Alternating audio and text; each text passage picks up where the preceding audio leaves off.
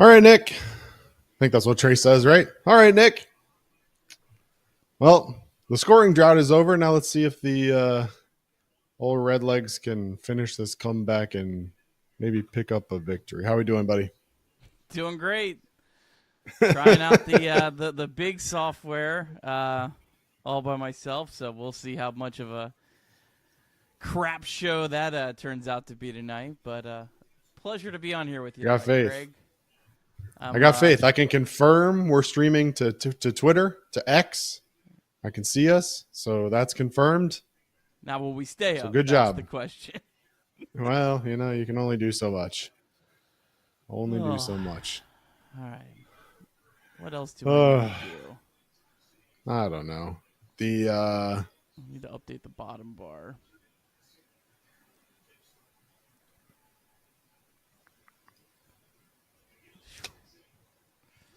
I'm like probably 8 hours ahead of you, and I don't. Yeah, it's whatever. It's not going to happen tonight. I can't. Oh, I just saw Gavin Lux swinging a breaking ball on the dirt. So I saw that about 5 minutes ago. No, I'm just kidding. All right, cool. About 30 seconds ago. You're not that far behind. Great. Don't you stream this? Yeah, but MLB TV is actually like I told this before. MLB TV is actually like faster. It was faster than Direct TV when I had it. So, yeah. Yeah, I forgot you're technically not in the Reds viewing area, which is crazy. I'm in the Reds viewing area in Memphis, but being in the same state, nah. Well, I can watch every baseball team except for the Cleveland Guardians. So I'd have to pay $100 if I wanted to watch the Cleveland Guardians this season. Perfect. Well, I'll just chill on the FanDuel Sports Network app.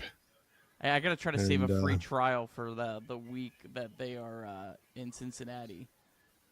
I'll obviously go to the ones probably up here, but yeah. Is there even like anyone left on the bench? Fraley pinch hit. I don't know because I don't know who's available. Yeah, I mean, I know Trevino was there. I remember seeing a tweet about that earlier. I guess would you pinch hit him for wins? I don't Trevino or Hurtubise. I mean, do you want to go lefty righty here? Have you saw Hurtubise? I know they mentioned. Matt McClain. All right, well, I guess that's Matt McClain. He's on deck. I guess that's a good sign. All right, well, win or lose, I feel better that Matt McClain can at least swing that. My spirits just went up dramatically, Craig. Jeez. Oh, well, no. I just have to hope that he doesn't injure himself more by trying to leg out a base hit or something. Don't put that out in the world, Craig. Come on, man. Come on, man. What are you doing? Santiago Espinal, you'll see it in a second. Almost. I can't believe I'm so far behind you. Go down. Oh, don't get. Oh, God. He took a big turn. Get down. Oh, I'm not that far behind you. All right. Not that bad. All right. You know what? We're going to sync this up. All right. I've got an actual computer hooked up to my TV for Reds viewing now. So let me see if I can get a pitch clock here. High quality technology. How about a 2-hit day for Santiago Espinal? The 2 hits that he had. All right, this is going to sound really weird, but I paused it right after he taps McGill on the butt. Okay. Watch it. I got hand over the mouth. We're talking. Pitching coach comes out. Pitching coach taps. Yeah. That's where I'm at. Yeah. Oh, wait. I'm showing McClain. So we missed it? Oh, okay. Well. No. Okay. Unless you're talking about him just putting his hand on his butt. I thought I was going to actually see like a pat. I got a pitch clock. I paused at 11. Pitch clock. Oh, okay. I don't have a pitch clock yet. All right. So let me know. I think it starts at like 16. Okay.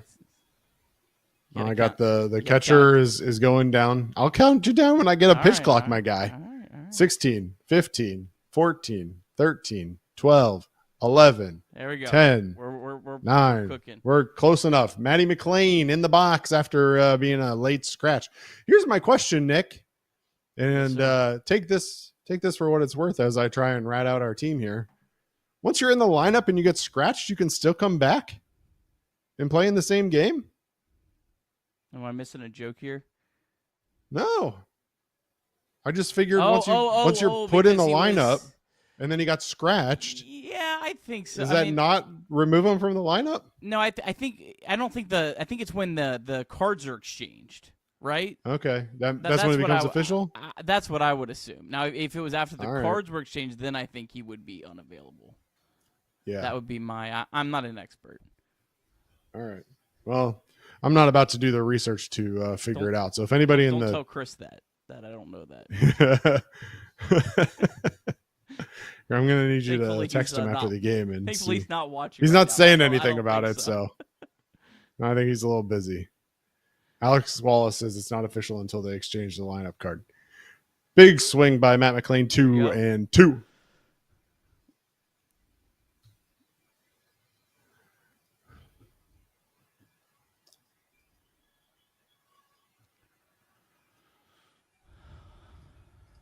The Chattanooga game's final, by the way. I don't know if you said.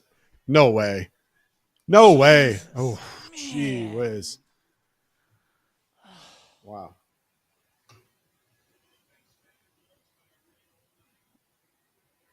Oh. I know, man. That's still good, though, man. That's good. Like, good to see. I feel better about McLean. All right. I mean, that's. 107.6 off the bat, 399 feet. CES had 3 balls hit over 100 too today. I mean, just Jesus. Yep. And what did he have to show for it? Nice little 0 for 4.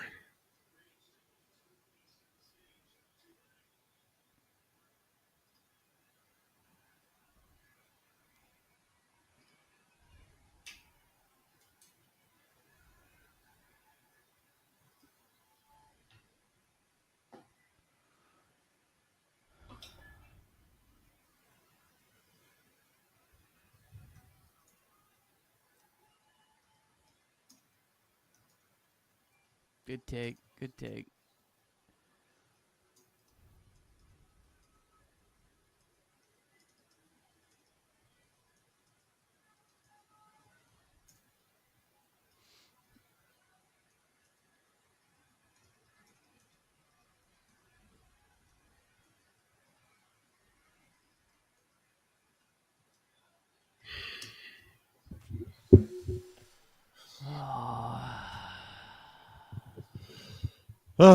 Well, we gave it a ride, Nick. Let's do it a show. Bench to bench. Change hit in the air to deep right field. Back goes Clemente. It's a save. He's done. Get out of here, baseball. He's gone. Oh, my God. Can you believe it?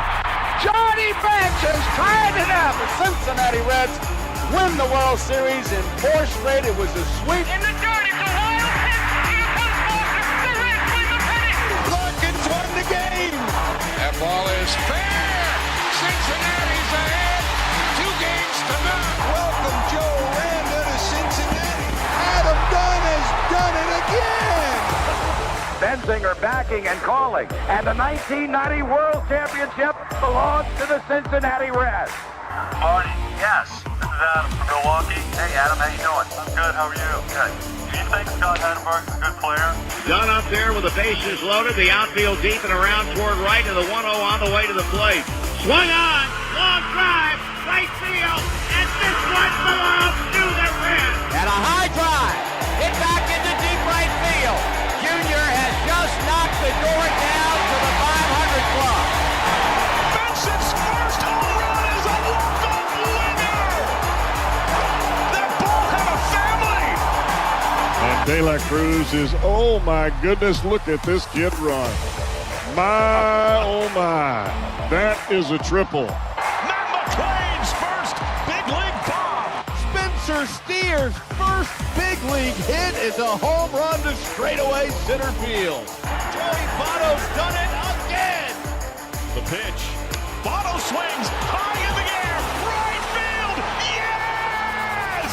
He pointed to the dugout to say, I told you. That is Joey Votto's 315th career go-ahead ribby. Only Johnny Bench had more as a Red. And I can't tell you how much it means to play in front of everyone here in Cincinnati as a Red. What a gift. What a tremendous gift. So thank you. Thank you. I think I can speak for all of Reds country. Joey Votto, thank you. High drive, left center field, racing back to the line, Bourgeois. The Reds are National League Central Division champions. In the air, left center field. Did he? He did! He did! Reds win! Line to right field. Genius, the first Red ever with 4 home runs in a game. Can you believe it? In the air down the right field line. Doesn't have a chance. The Reds have won on a 3-run home run on opening day by Ramon Hernandez. A strike away and out away is Homer Bailey. Ground ball to third. Frazier gloves. Throw to first and Homer Bailey for the second time in his major league career has tossed a no-hitter. Oh, gosh.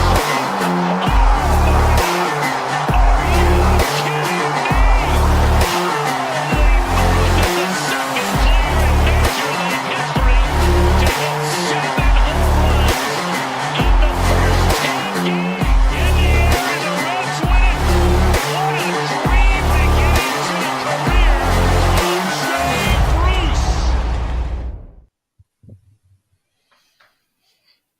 Well, Nick, the scoreless streak of 35 plus innings came to an end, but unfortunately for the Redlegs, dropped yet another one, this time 3-2 to the Brewers. No hit through 6 plus yet again. It feels like that's the story every single day now lately for the Reds. So luckily got some runs on the board there in the 8th, but couldn't capitalize in the 9th. Well hit ball by Matt McLean, but couldn't get it done. What's your immediate takeaways from game 2 in Milwaukee?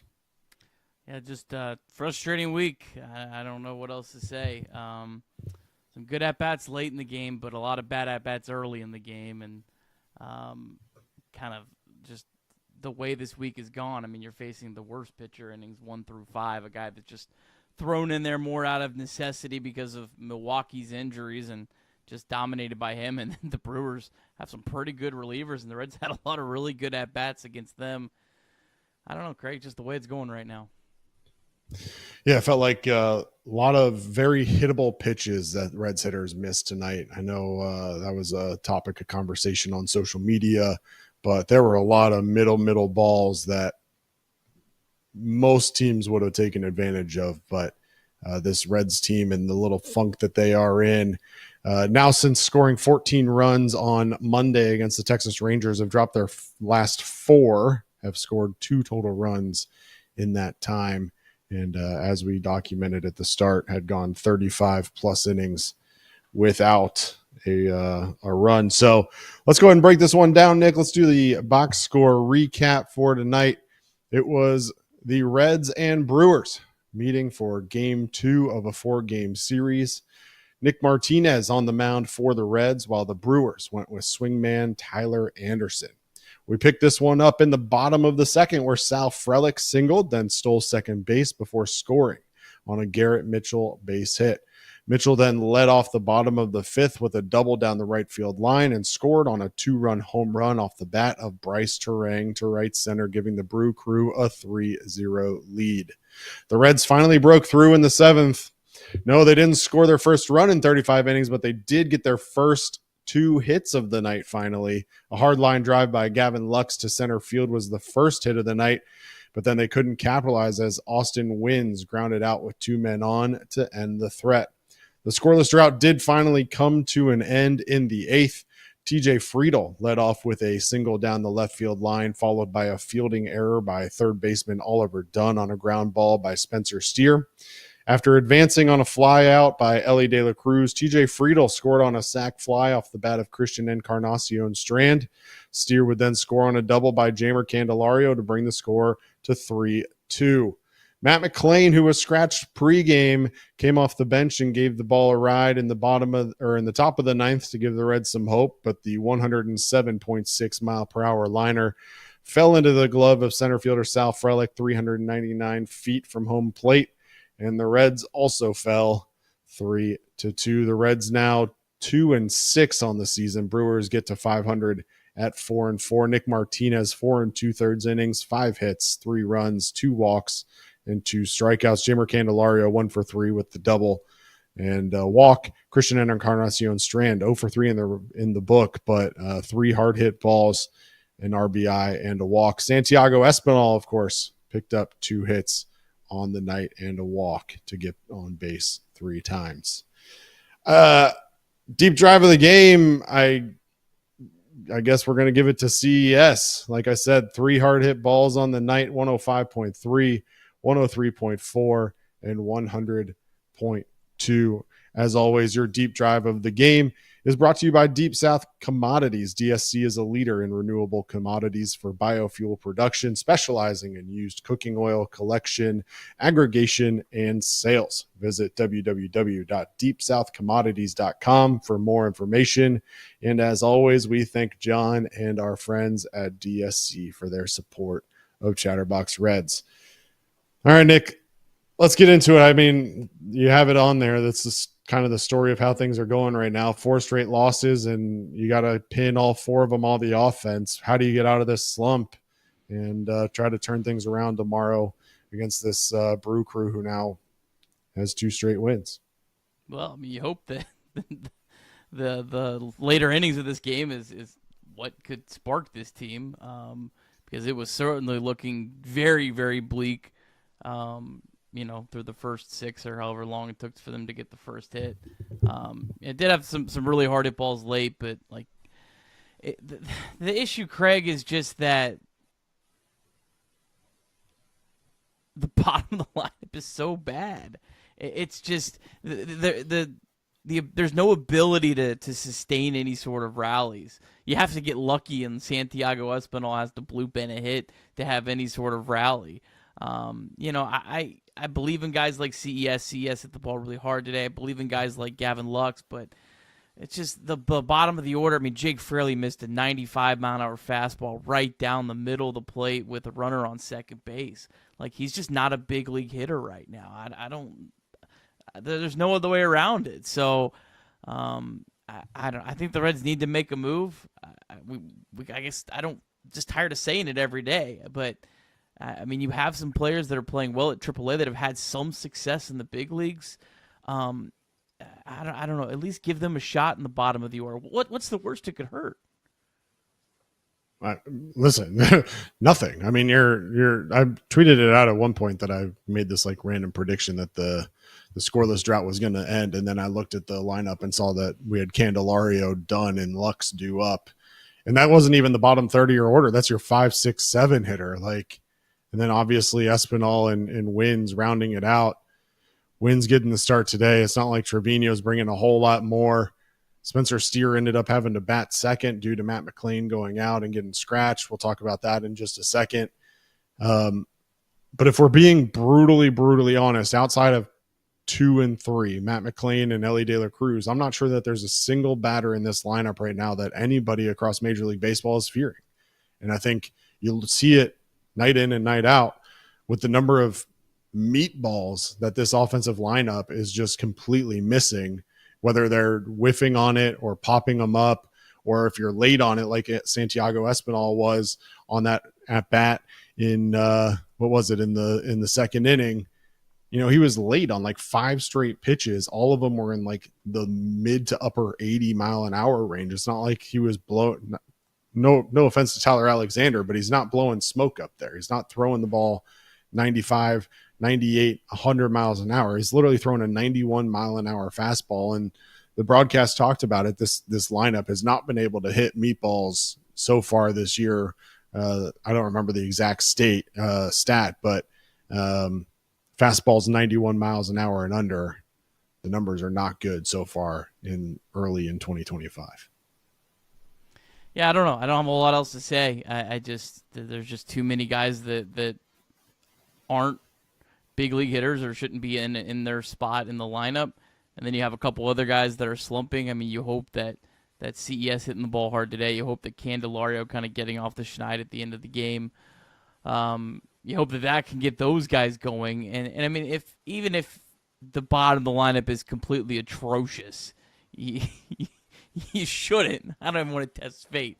You shouldn't have the futility that we saw the 3 days prior to today. I mean, that's just, it doesn't matter how good or bad you are. That's just some sort of weird, stupid, random thing that is unexplainable. I don't know. It's just, what a weird week with 14 runs on Monday, and I don't know, Craig. Yeah, look, I mean, I don't think anybody thinks that Monday was what we should expect as the standard out of this baseball team. Nobody's going to expect them to be an offensive juggernaut by any means, but I don't think that anyone projected that it would be this bad. And I think that's the problem, is everybody knew coming out of spring training, even going into spring training, that this Reds offense was not going to be great. We knew that the starting pitching was going to have to carry this team, but I don't think anybody expected them to have the kind of stretch like they're having right now, 35 straight innings without scoring a run until the 8th inning tonight. That's the kind of putridness that I think the stat that I saw was that hasn't happened since 1946 or something like that in Major League Baseball. So, I mean, definitely historic lows for this team. But the question is, and we'll talk about it in the MILB on the next page, but the question is, you've seen guys who are raking against minor league pitching before, and then you bring them up and they struggle at the major league level. But at the end of the day, the guys that we have on this roster right now are struggling at the major league level too. So what's the difference? And to say that, again, with all due respect, Jake Fraley, who hasn't done anything in 2+ years now in terms of hitting the ball hard, is a better option than Will Benson, who at least will occasionally get into one for you and give you some production that way, is really hard pill to swallow. So we'll have to see what happens. And the question I'm sure that Nick Krall and Tito are trying to figure out is, how long do you give these guys? You put them on the major league roster for a reason. I don't want to say give up. Give up's the wrong word, but do you really want to make a move 8 games into a season on decisions that you made? It's not like you made decisions that were like very clear cut, I guess. And maybe you can go back and say, all right, well, we had to make some tough decisions and we're going to go back on it now and go the opposite direction at least with Will Benson. But like, Noelvi Marte didn't show you anything in spring training to make you believe that he should be on the major league roster. So is Will Benson the only option at this point? I mean, the name that's been thrown out a lot, I know that I even last year was on board with the idea of is going out and signing a guy like JD Martinez. He can't give you anything defensively, but at least you have something that you can rely on offensively. And I'm not really sure what the answer is. If you're in Nick Krall's seat right now and in Terry Francona's seat right now, what are you doing? I think if it was up to me, I would option Jake Fraley or put him on the IL, and I'd put Spencer Steer on the IL, and I would just have Steer. If Steer's good, then okay, he goes on the IL and then he goes on a rehab assignment and he gets to like be a fielder and be able to go through the whole process. And I would call up Will Benson and I would call up Tyler Callahan. Tyler Callahan's already on the 40-man roster. He has some good at-bats. I think he would be a fresh guy that hasn't got an opportunity. He had a great year last year, looked pretty good in the Arizona Fall League. I think he would be a guy that would be worth a shot just to try something different. I don't think I need to rush up Rhys Hines. He got off to a really hot start. I think his last 3 or 4 games, he's over. Noelvi Marte's been awesome, but I think Noelvi, it would be wise to be patient with him and have him get a long run of success where he can kind of feel good about himself again. Because the last thing I think you'd want with Noelvi Marte is to bring him up, and it's just the same cycle.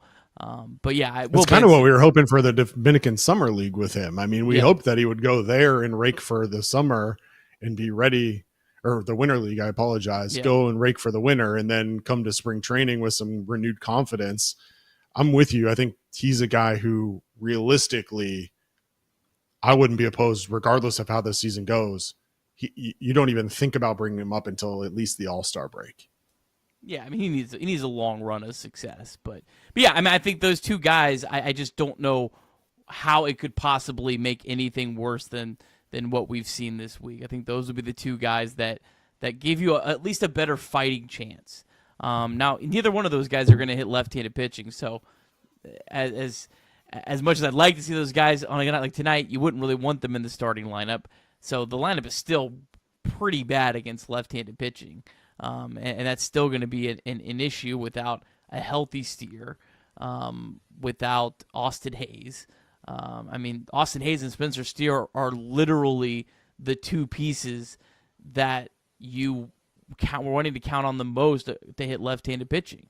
I mean, that was supposed to balance out your lineup, and you have a zero Spencer Steer right now and an injured Austin Hayes. And it just, that's why, I mean, if I'm an opposing team right now, I'm throwing as many Tyler Alexanders out as I can. I mean, against this team, because they're going to probably have some success.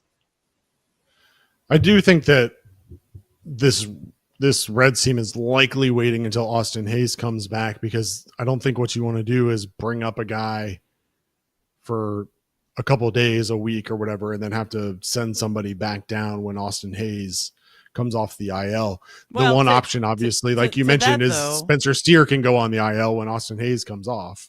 Well, I mean, to that, though, like, I would agree with that if those guys weren't on the 40-man roster, but Tyler Callahan's on the 40-man roster. He can come up for 3 or 4 days and go right back down, and it doesn't impact him at all. Even Will Benson. I mean, these guys are on the 40-man roster, so unless you're planning on going through the whole year without calling them up at all, which is not going to happen, and you wanted to save an option, like that's what the Reds did at the end of last year, why they didn't send Noelvi Marte down, why they didn't send Will Benson down, because they didn't want to waste an option, literally so they could be able to ship them up and down this year. So, like, that's why you didn't send Benson down all year, is so you could call him up and down as much as you want. So there's really just, I don't see any downside whatsoever, even if Austin Hayes is coming back in 3 or 4 days. Call him up, let him play for 3 or 4 days, send him right back down. You could tell him that, hey, we're going to give you a cup of coffee. You think those guys are going to be mad? Oh, you're calling me up for 3 days? I'd rather stay in Omaha tonight, right? I mean, like, they'll come up, they'll have a great time, and it would be fine. And it would give this team at least a better fighting chance. Oh, man. Yeah. Man, I want to stay in Omaha. We're knocking Omaha at 11 p.m. at night. I like it. Look, one man that we know has brought a little bit to this offense, obviously not so much the last couple of games, but Matt McLain off to a good start this year. Interesting situation with him today, though, Nick. I mean, he starts, the lineup comes out. Well, first of all, we got a whole, I don't know what you have on the back half of this rundown. There's a whole lot of stuff that we can talk about pregame today. Perfect. Thanks. Look, first of all, we don't get a lineup until 2.5 hours before the game, which I feel like at times last year wasn't abnormal, but Tito's been getting them out at like 9 a.m. It feels like we've been getting the lineups pretty early in the day. We don't get one for several hours today. We come and find out that several members of the team and coaching staff are battling illness and are being sent back to the team hotel. Whether it's food poisoning or the flu or what, we don't know for sure yet. We hope they're all doing okay, and certainly we will monitor that situation. But then they bring out the lineup, and then shortly thereafter, Matt McLain is scratched with hamstring tightness. And tightness doesn't sound terrible. Maybe he's just a little tight that day, and they think it'll be good to give him a day of rest or whatever. Obviously, a lot of nerves go through Reds fandom and get nervous about what it is, but then they end up calling on him there in the ninth to pinch hit. So what do you make of not only the Matt McLain situation and all of that, but also just the illness that hopefully not for long term, but after we went through what we went through last year with this Reds team and illnesses and injuries that weren't ever moved into the injured list and everything else. What do you make of this whole pregame rundown of injuries and illnesses?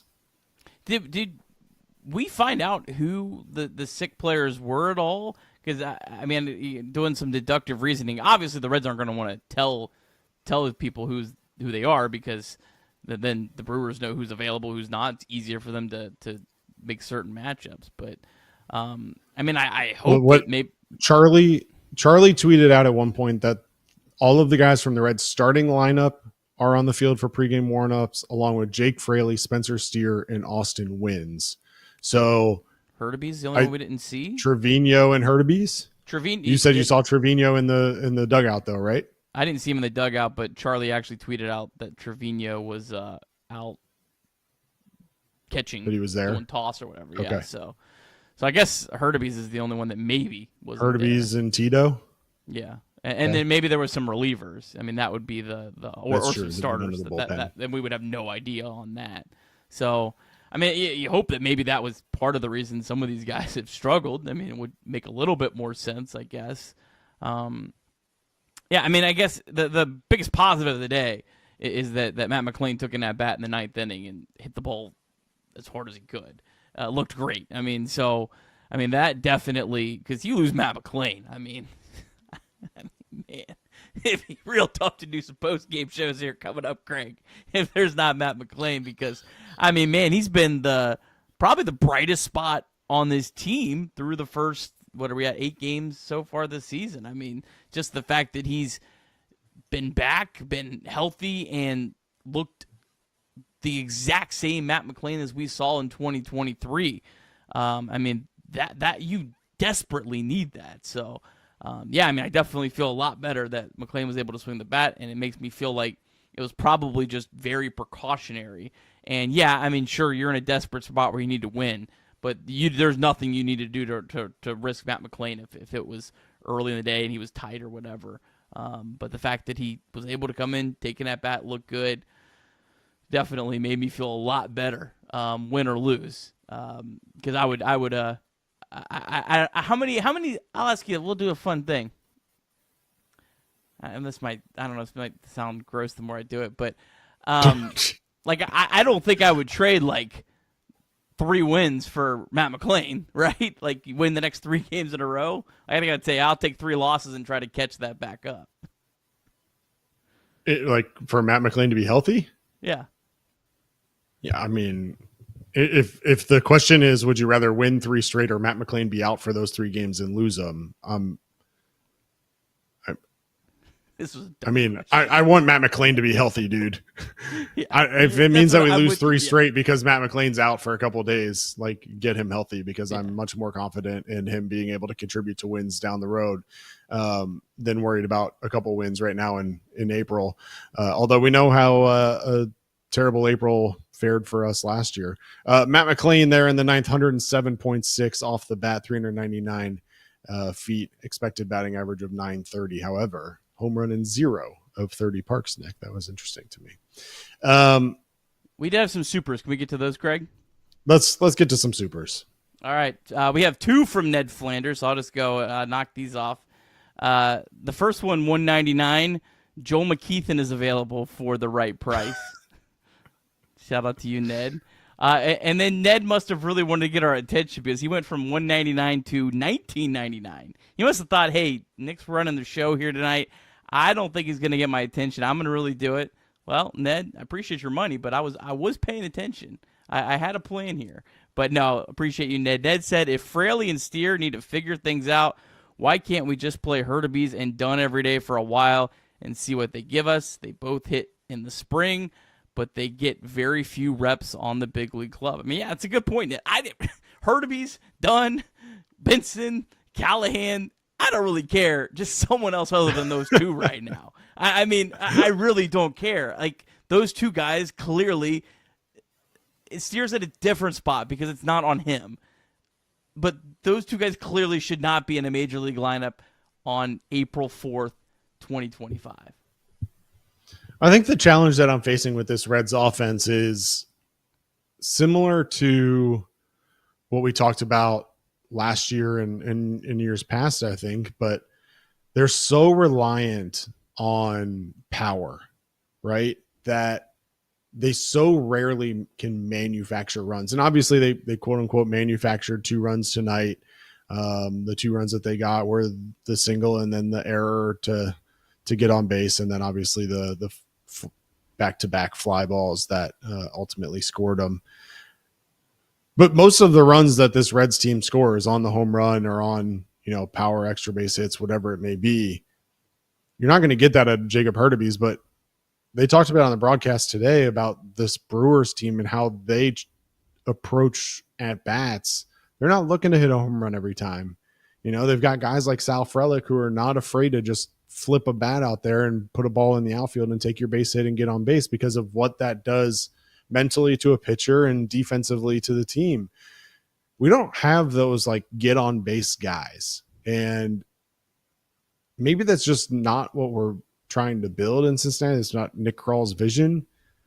But for a team who talked this offseason about not wanting to get sucked into the idea of needing to be a power baseball team because of the ballpark that you play 81 games in, to then turn around and be so reliant on the home run for the last couple of years, at least in my head, without having any data behind it, so that when guys like De La Cruz, Encarnacion Strand, Matt McLean, if they're not hitting the ball out, you literally have nothing. You've got nothing because nobody behind them is going to be able to get base hits to be able to move them around the bases. And you're never able to string together any sort of rally. And tonight, for the last couple of games, they just haven't been able to put anything together. I'm doing a terrible job tonight because I'm not bookmarking my my tweets and my stats when I want to talk about them. But tonight was the 5th time out of 8 games already that the Reds have 1 or 0 hits through the first 5 innings. That's terrible. And then they'd been held hitless in the first 4 innings 3 times. Over the previous 35 innings prior to getting their runs in the 8th tonight, they had like 9 total hits over the course of their last 35 innings. 9 total hits. They're hitting like sub 100 as a team.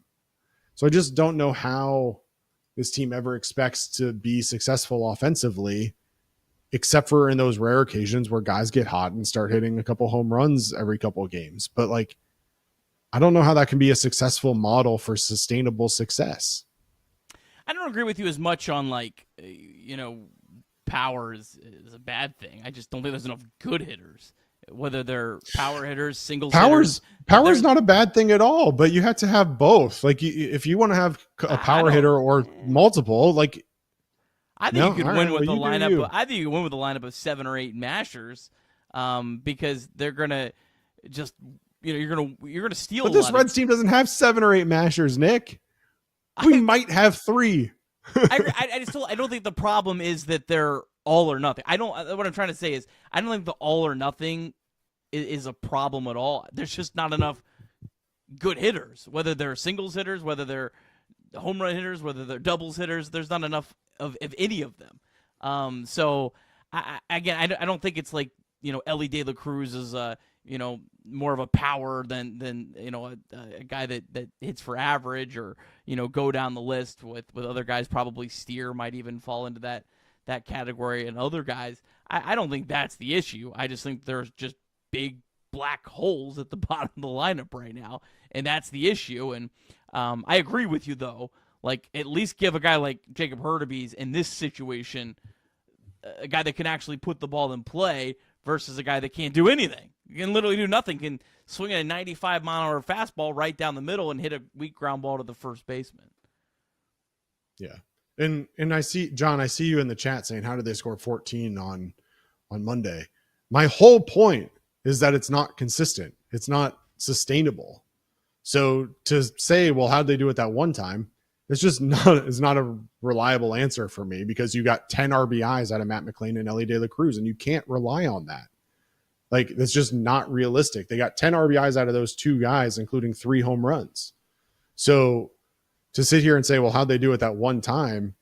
It's exactly what I just said. Guys get hot. They're going to have streaks where they're going to be able to do that in certain games or in a string of games. But to me, at least, that's not a model that's going to set you up to be an 85 to 90 win ball club. That's going to set you up to have a couple fun games, and Elly De La Cruz is going to put on a show, and hopefully him and Matt McLain and maybe even CES get hot at the same time, and you go on a run, and that's how you get a 12-game win streak like you got a couple of years ago. But to me, it's not how you build an 85 to 90 to 100 win ball club. Obviously, I'm saying this as I watch the New York Yankees slug however many home runs a night and be insane. But I don't know. It's just a philosophical difference, and everybody's entitled to their thoughts on it. It's just, for me personally, you can't have only 3 mashers, because I only believe that they have 3 mashers. They're all back-to-back-to-back in the lineup with McLain, Elly, and CES. And again, we haven't seen anything out of CES this year to really make me believe that he can mash yet. We got to still be proven that. He's hitting the ball hard, just hitting the ball hard to people. But nobody else in the lineup is doing anything. And that's the challenge for me, is if you're going to be so reliant on 3 guys night in and night out, it's unrealistic to expect them to be as hot as they were on Monday night every night. And so you need a guy, and I've said this before, you need a guy or a couple of guys who can hit 280 and be relying on them to get on base a couple times a night maybe. But right now, when you look up and down this Reds lineup, your Ellie's obviously the number 1 hitter right now, and he's in 250. I think Austin Wynn's actually right now at 286 as your number 1 hitter, but I'm not going to count him in his 2 games or 3 games or whatever it is. But to be relying on guys like, Jake Fraley, who's hitting 100, Blake Dunn, who's hitting 100, Jeimer Candelario, who's hitting 214. TJ Friedl, who's batting out of position at leadoff at 207. Like, I just don't feel like the team is built for success offensively. And I don't know. It's just, they haven't built a team that is in line with what Nick Krall says he wants this team to be, in my opinion. Yeah.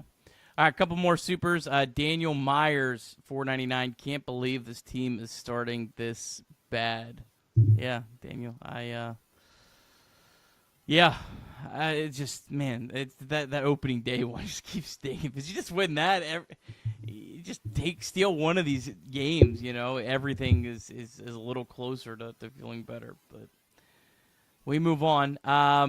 Shout out to you, Daniel Myers. Appreciate you as always. And then DK Donkey Kong. I got this screen on a very tiny window, but I think that might be the Viking guy. Is DK? DK, he's brought some positivity. Looks like it might be. Brought some positivity. Calling it now. We're going on a winning streak. I can feel it. Thank you, DK. We all need that. I sure hope so. You need to win the next 2, or that streak hits 11 of consecutive losing streaks to the Milwaukee Brewers. Yeah, and we want to take a moment, as always, to remind you that if this 4-game losing streak has you feeling down in the dumps, as always, you can call or text 988. Visit mantherapy.org. And as a reminder, it's okay not to be okay. Moments like this always have a chance to get us down in the dumps, but I'll remind you, it's Friday night. Enjoy your night. And confirmation from DK Donkey Kong, it is in fact Big C, the Viking guy. One more super chat real quick before we get into the back half. Gadzooks with a $4.99 super chat. Baseball fans are demanding the wrong NL Central owner named Bob to sell. Indeed. Did I see a video of him walking the concourse today? Anyway, Nick, we talked about this starting rotation specifically needing to be able to carry this team. Nick Martinez now 2 starts. Look, not bad in either one. I mean, but just $21 million man, 4 2/3 tonight, 5 hits, 3 earned runs, 2 walks, 2 strikeouts. Of course, the home run, the big damage there from Bryce Terang with the 2 RBIs in the 5th. I'm not overly concerned about Nick Martinez at this point. I see it in the chat. Yeah, he's going to carry a 5.61 ERA into his next start and all of that, 5.91, sorry. But he's also carrying a 1.1 whip. He's got to avoid the big inning. That feels like the theme so far. Last outing was perfect through 4 and then gave up 4 runs in the 5th. Tonight again, pitching pretty well early on and then big inning there in the 5th again. What are your thoughts on Nick Martinez 2 starts into the season so far? It's the same start as he had last year, where he looked very good early in games, and then when he got the 3rd time through the order, he kind of got bit. And I remember the exact same comments. This guy, he's a reliever because he can't go deep into games. And then, sure enough, at the end of the year, he was the National League Pitcher of the Month, I believe, in August. So I don't know. I mean, again, Nick Martinez right now is almost going to be punished the way people view him because of 2 things. Because A, the contract, and B, because everyone else is pitching so well. If there was a bunch of injuries in the starting pitching rotation and the starters were performing like as poorly as the lineup's performing right now, people would be like a lot more excited about Nick Martinez and be a lot more understanding of him not being perfect his first 2 starts. But again, it's 2 starts. Both starts he's had some stretches where he looked really, really good. I think you take that as an encouragement, and I think he's going to be fine. The interesting thing, and I guess maybe the biggest question right now, is would you consider moving him to the bullpen and putting Andrew Abbott in the rotation? I don't know. I'm not as high on Abbott as I think a lot of other people are. Nick Martinez looked really good this spring. I still think he's probably a better starting pitching option. I don't want to just throw him in the bullpen this early in the season. I'm not against throwing him in the bullpen by any stretch of the imagination at some point. But I'd rather be throwing Nick Martinez in the bullpen for a guy we'll talk about in 2 segments down at some point this year. That would be a lot more easy for me to be like, yeah, I have no problem throwing the bullpen for that. For Andrew Abbott, I personally don't think that actually helps the Reds better right now. I would need to see Nick Martinez have more struggles than 2 innings the 3rd time through the order. Yeah, I'm not ready to make that move yet. I understand the question has to be raised. I think ultimately what what we'll maybe see is something similar to what we saw last year, where whether it's Martinez or Abbott or somebody else, where you kind of see him stacked with Carson Spires, where a Carson Spires start means that you're going to get 4 innings out of Carson Spires, and then you're going to get 4 innings out of Andrew Abbott. I think that's most likely your outcome here, at least at the beginning. I think they're going to try and work Andrew Abbott back into this slowly, make sure that he's nice and healthy, and go from there. But the truth of the matter is that at least early on so far, well, maybe not so much. I guess early on in the season, which is crazy to say 8 games into it, but the bullpen is still kind of a question mark. And so I understand the value that Nick Martinez can bring to the bullpen if you move him there, given the need for some high leverage. But one of the things that I thought was interesting tonight that I'm interested in your opinion on, if you have one, was the usage of Graham Ashcraft for only a third of an inning. When they went to him there in the fifth inning, at the end of the fifth inning, I thought that they were legitimately bringing him in to pitch 1 1/3, 2 1/3, maybe even try and get through 3 innings. I don't know. For them to bring him in for only one batter, was that surprising to you at all? There in the fifth? I wonder if there's a plan right now with with Ashcraft, where they wanted to get him kind of comfortable in a bullpen role where he's not going up down very much. That would be my thought about why they did that. I mean, I think we would all love to see Ashcraft become like a 2-inning multiple game reliever, but I also see validity to let's kind of ease him into this new role and not have him go get up and down. But obviously, I don't think it mattered today. I mean, the bullpen got the job done. So that would kind of be my thinking. But yeah, I mean, eventually, sure, yeah, I'd like to see him go more. But that's what I would assume is probably their line of thinking with that. Well, it'll be interesting. Do they eventually have him go more, or do they eventually have him into more high pressure situations? They brought him in tonight, a man on first base, Jackson Chourio, brought him in to face William Contreras. He was able to get William Contreras to ground out to end the fifth inning. I don't know if he ultimately becomes that kind of middle reliever, similar to a Brent Suter last year, where he brought him in for 3 innings, or if he does, like we've talked about, have the stuff to be able to translate into a high leverage reliever. Both of them seem like possible outcomes for Graham Ashcraft, and I think it's yet to be seen exactly what Tito Francona envisions for Graham for this year and beyond, if we're being honest. Because we've seen him pitch a full inning. We've seen him obviously in this quote-unquote high leverage short outing as well. So we'll monitor that, of course, and see what happens. Bullpen, of course, tonight, again, really good. 3 1/3 of hitless baseball. Gave up 2 walks, but Ashcraft went a third. Taylor Rogers went an inning of no-hit baseball, 1 strikeout, 1 walk. Brent Suter with a strikeout in his 1 inning of work, and then Tony Santillan comes in for the 8th. Gives up a walk, but also picks up a strikeout. Ashcraft, Rogers, and Santillan all yet to give up an earned run so far this year. For a team, a bullpen that, quite frankly, we still have a lot of questions about. Outside of the Ian Jabot blow up, are you kind of encouraged about what you've seen from them so far? Yeah, the bullpen as a whole has a 2.91 ERA. That's top 10 in baseball right now.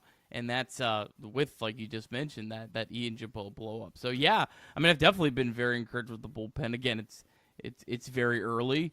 I wouldn't be shocked if the offense kind of gets going and the bullpen slows down as we progress into the month of April. But yeah, they've definitely as a group pitched very well so far, and have definitely been encouraging. I mean, it just stinks that you lost those 3 games 1-0. I mean, not to rehash dark times this week for the Reds, because it's not just they lost those games; it's that they wasted those games, and just the entire talking point of the Reds, if they had just won those games all 2-1, would be, wow, the Reds pitching is incredible. It would be like the story, one of the great stories going around. I was like, talking about it and reveling in it, but it just unfortunately completely got thrown to the wayside because of how bad the offense was. And it's a shame for those guys because they've all performed so well. They deserve their flowers. They deserve that love, and they're not going to get it. And you understand why they don't get it, but it's a shame. Yeah. Well, if we can continue to get this kind of performance out of them, then I think we'll be pretty happy. All right. Gavin Lux and Christian Encarnacion Strand. Lux picked up a single tonight in the 7th inning. CES 0 for 3 officially, but 3 hard hit balls. What do you want to talk about with them? 4 hard hit balls. 4 hard hit balls. 3 over 100. One was 97. So yeah, no, it was a good day for CES at the plate. Swung the bat well. I mean, man, he just missed one there. What was that? Was that in the I don't remember what inning. It was one inning late where we would be having a completely different show if that ball goes a few more feet. I think Lux has had some pretty good at-bats. Obviously broke up the no-hitter, so that was kind of important at that point. But these two guys right now are probably the two biggest keys, I think, on the team right now, which is why I put them on the rundown. Because I think, obviously, hopefully Matt McLain is okay, looked great. We talked about that. You kind of have what you can expect out of him and Ellie, but you're just going to have to concede right now that there's a dark hole at the end of the lineup. Can at least those two guys maybe get hot? And maybe we could also throw Candelario in the mix. Those three guys maybe. Can they get hot and kind of really – they could shift the whole – not the whole narrative, but they could shift quite a bit of feelings about this offense if they could get hot. And you could just kind of have something to hopefully sustain you till you get Hayes back, till you get Steer back to whatever his 100% is. That's probably the biggest key right now for the Reds. Yeah, I mean, I think if you can get Gavin Lux to be an average major league hitter, I think based on what we were talking about earlier, I think that goes a long way with this lineup. I don't think you need him to be crazy. I don't think you need him to be amazing. I don't think you need a ton of power out of him, but I do think that you need some production. And, right now he's 4 for 20, batting 200 on the year, OPS of 554. But this is a guy that, again, second half of last year was one of the best hitters in baseball, career 251 hitter with a 700 OPS, 96 OPS plus. So he's been a decent baseball player and can bring some hopefully consistent production to the lineup. And I think that's something that, again, is going to be a theme for me this year, is how do we find some sort of consistency? CES, obviously, if you can, pair him with McLain and Ellie De La Cruz, and, if Jamer can get going at all, I think that becomes a scary 2, 3, 4 in your lineup. He's hitting the ball well right now. Just need a little bit more of a launch angle to get these balls out of the ballpark. But definitely encouraged by the exit velocities that we're seeing and the amount of barrels that he's putting on the ball. So yeah, definitely an important part. Look, Nick, I obviously last thing on the rundown, but minor leagues now in full swing. All of the teams now, at least the exception of the Arizona complex or whatever, officially underway. Why don't you give us a rundown of the names that we need to know and how things went for those minor league teams tonight? Yeah, so we start off with AAA Louisville. They are the team that has been playing. Louisville, they fall 8-2 to Omaha. The Bats, they have lost 3 straight games. Will Benson broke up a Omaha no-hitter in the 7th inning, so it was going about as well for them. But Tyler Callahan, he walked a couple of times. Will Benson 1 for 4. Noelvi Marte 0 for 3. Reese Hines 0 for 4. Big story this one, though, was Alexis Diaz. Kind of an Alexis Diaz inning if you've ever seen one. Threw a scoreless inning, 2 walks, 2 strikeouts. Fastball looked good. That's great to see. 94.5. For some context, he averaged 93.9 last year. So fastball's there. Did get 4 whiffs. Threw 11 of his 19 pitches for strikes. So on the Alexis Diaz scale, that's probably a C+ or B-, I would say. Zach Maxwell continues to throw the ball very well. 4 scoreless innings so far for him this season. He threw a shutout inning for the Bats. You're going to have to give me just a second because I got 2 screens here. This is a little bit of some adjustment, but we're going to make it work here. All right, the only minor league team that won on opening day for the rest of them was Chattanooga. Chattanooga, it's great to see this city have a good team after that abysmal season last year for the Lookouts. They beat up on Rocket City 9-1. Edwin Arroyo, 3 for 6 with an RBI. Sal Stewart, 1 for 5. He was hit on the hand by the first pitch that he saw in the game, but he would stay in the game. Ruben Ibarra hit a home run about 600 miles. Absolute moonshot. Shout out to our friend Reds fan Brandon. Saw him tweet out video of that. Hector Rodriguez in his Double-A debut. Really good day, 3 for 4, 2 RBIs and a double. Jay Allen in his long-awaited double-A debut, 3 for 4 with a double. Jay Allen had spent each of the last 3 seasons at Dayton, part of the seasons. So good for him. A really good guy that's had a lot of injuries, but a fun player to watch. Ethan O'Donnell, tough debut for him. I believe he was 0 for 5. And then, of course, we have to give the Austin Hendrick update. How about his opening day, Craig? 3 walks for Austin Hendrick in his debut. And then Jose Acuna, pretty good start from him. 5 innings, 2 hits, 1 earned run, 3 strikeouts. Did walk 3. Acuna actually ended last year at Louisville, but the Reds are having him start back at Chattanooga. He's an interesting pitcher in terms of pitching depth. He's probably one of the, behind maybe, behind maybe Connor Phillips in terms of like pitching depth, but I wouldn't be completely shocked if he got a start in the big leagues at some point this season. All right, we turn our attention now to High A Dayton, and the story of this one was obviously Chase Burns. He was incredible. We'll talk a little bit more about him, Craig, when I wrap this up. But 4 innings, 1 hit, no runs, 1 walk, 6 strikeouts. The only hit that he allowed was an infield single. He was just absolutely dominant. Ricardo Cabrera, in his High A debut, had 1 of Dayton's 3 hits on the entire day. He was 1 for 4. Leo Balcazar, 1 for 4. Yerlin Confidant did walk twice. Carlos Jorge, 0 for 3 with a walk. But as mentioned, Dayton only 3 hits and 0 extra base hits. So after Chase Burns' brilliant 4 innings, there was not a whole much left there. All right, and last but not least, our friends down at the Daytona Tortugas. Unfortunately, there was no TV broadcast, which was very sad because this was a home game for them. They're actually the only Reds affiliate that played at home tonight. And they had TV last year, but they didn't for this one. Sources confirmed, though, Craig, to Chatterbox Sports, that there is a power line down or something down in Daytona, and they're hoping to have it up by the next homestand. So if you were expecting to dial in, which I know so many of our loyal viewers are wanting to be dialed into Daytona Tortugas baseball, you should be able to get that by the next homestand. But Sammy Stafora, 1 for 3 with a walk. Alfredo Duno, good to see him back. He ended the year on the IL last year, 1 for 4 with a double. E. Smith Pinedo, 1 for 4. Carlos Sanchez, 1 for 3 with a double.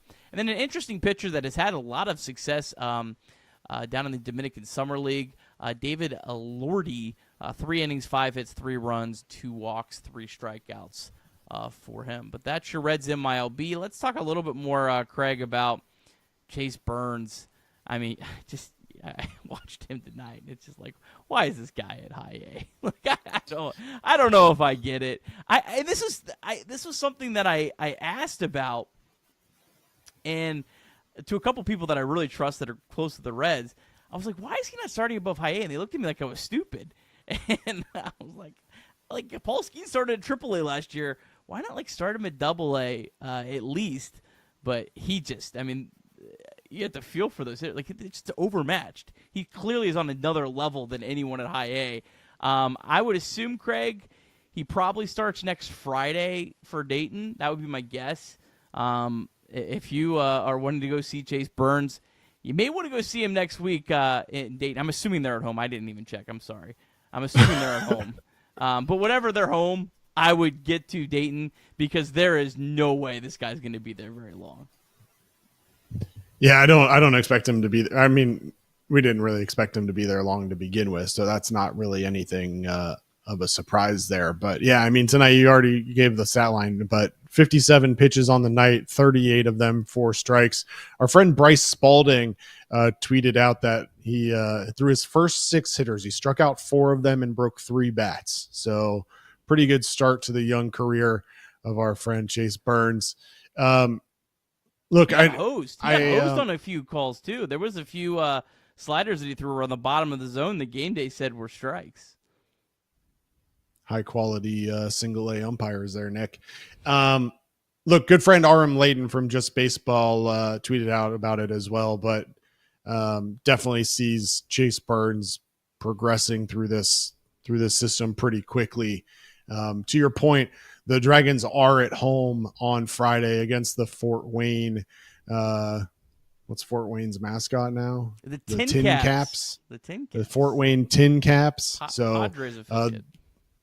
Yeah, so they are home on Friday. This is assuming that Chase Burns is starting on Friday. Based on the fact that he started tonight, I'm assuming based on what they did last year, he'll just start every Friday.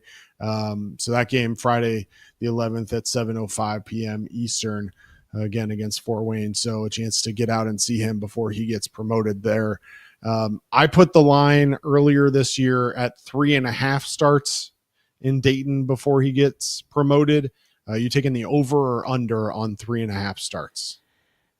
I'm going to take the over just because I'm looking at the schedule right now, and I think they're going to want to give him 2 starts in Dayton because the next week they go back on the road. So if it's under 3.5, he's going to have 1 start in Dayton. So if you're a believer in the under, you better get there. I'm assuming he pitches on April 11th. If not, it'd probably be April 10th or April 12th. I would obviously try to keep your eyes out on that. But if you want to come see him, you better go there quick. But you know what? You might be able to see him in Louisville in about 3 or 4 weeks too. So you might not have to drive that far. And you know what? You'll probably see him in Cincinnati sooner or later too. But it is fun to see a pitcher in the minor leagues. And this is like I got to see Hunter Green when he was with Dayton.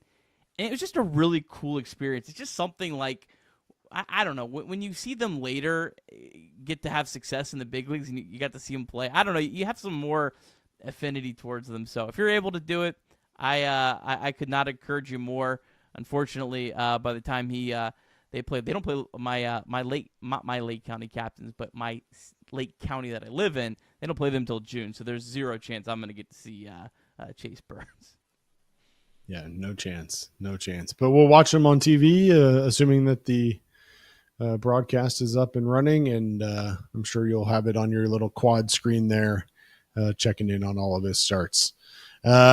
Meanwhile, back at the major league level, the Reds and Brewers back at it for Game 3 tomorrow night. Nick, as always, who, what, when, where, why, how, and all the other questions that Trace asks you when you do this. All right, Elvin Rodriguez. If you hadn't heard of him, well, I hadn't either until I wrote some notes on him. Had a 7.59 ERA in spring training, 17 hits and 10 2/3. Had a okay start, I guess. 2025 debut, gave up 4 runs in 4 innings against the Royals. This is a guy that really had no business being on the roster just because of kind of where the Brewers are at with injuries. Somehow the Brewers, it never phases them. So shout out to them and their pitching development. He's kind of had an interesting career, Craig. He made his debut in 2022 with the Tigers. Then he ended up going over to Japan for 2 years, and then just came back this year. His first year in Japan, very small sample, was kind of okay.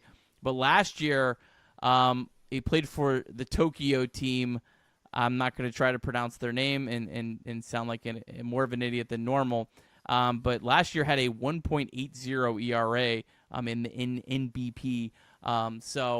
Had a lot of success there. Signed a 1-year deal with a club option actually for next year with the Brewers. So the Brewers must have liked something that they saw, and if Craig, the Brewers like something that they saw, that always makes me a little bit nervous. But hasn't had a lot of success this year. Let's hope he doesn't have a lot of success tomorrow. Brady Singer, his debut could not have gone a whole lot better. 7 innings, 1 hit, no runs, 2 walks, 8 strikeouts.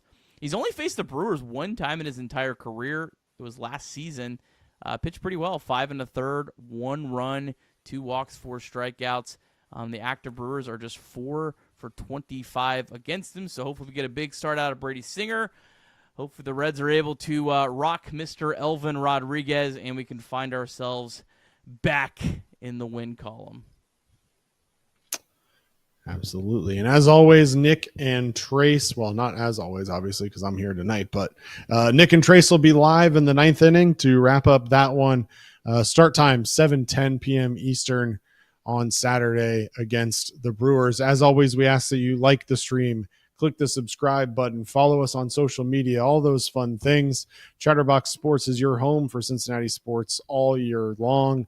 Chatterbox Bengals, Off the Bench, Chatterbox Bearcats, obviously Chatterbox Reds as well. So drop us a like, share this with your friends. We appreciate it. And as always, make sure you check out the podcast version in the morning. Nick does a great job putting those together. They are not exactly like this live stream. He puts a lot of effort into making them professional and taking them to the next level. So as he tries to drown me out, I guess it's time to wrap it up. So with that being said, we appreciate you all. Obviously, it's Friday night, and know that you have a lot of things that you could be doing with your time. So we appreciate you spending it with us. Nick, as always, I appreciate you. It's been a pleasure. And on behalf of Nick Kirby, I'm Craig Sandlin. This has been Chatterbox Reds. Go Reds.